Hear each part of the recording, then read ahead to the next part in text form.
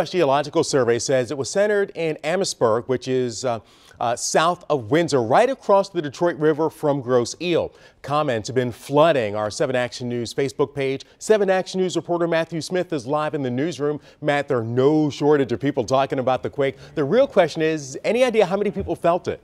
It seems like a lot of people felt it, Keenan. I feel bad for you for feeling shortchanged by Mother Nature as a meteorologist. You shouldn't be shortchanged by Mother Nature, but it seems like thousands and thousands of people did get a chance to check this out. In fact, it is our top trending story on WXYZ.com right now. In fact, over on Facebook, we have tens of thousands of people commenting on this as we speak, and we have like thousands and thousands of shares. It even got so big that Twitter started doing a trending story on it as well. And I gotta say, not only was it good news that no one was hurt, but it also allowed a little bit of levity. I like this tweet coming out. Canada's about to send out an apology to Detroit for an earthquake. And guys, I gotta be honest, we gotta start bringing something a little bit better than that. Aftermath of the 2018, you just have the single one chair broken down here. But we're talking a lot about what happened here, and keep in mind, when it did first break, a lot of people didn't understand what was happening. It was a big rumble that came like underneath the ground almost.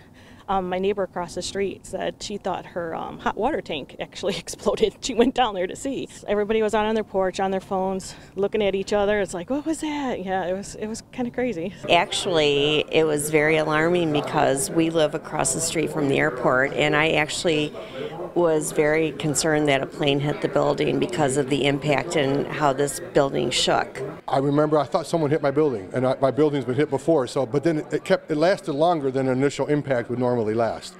So everybody went outside to see what was going on, and then it stopped by then. And like I said, it didn't last as long as the one in the 80s, but it lasted long enough to gather everybody's attention.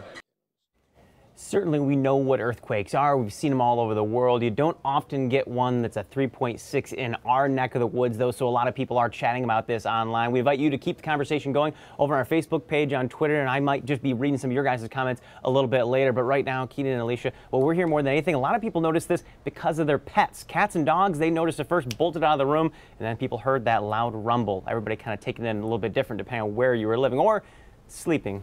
For some of us here on the morning show. This shift does it every time. We missed the meteorite too. No, I was around for the meteorite. I was awake for the meteorite. Okay. Yeah, big flash, big boom. That's right. You did feel that. And you were right. I did look it up. That last earthquake that we felt in our area was in 2010 in the middle of the day around 1:45.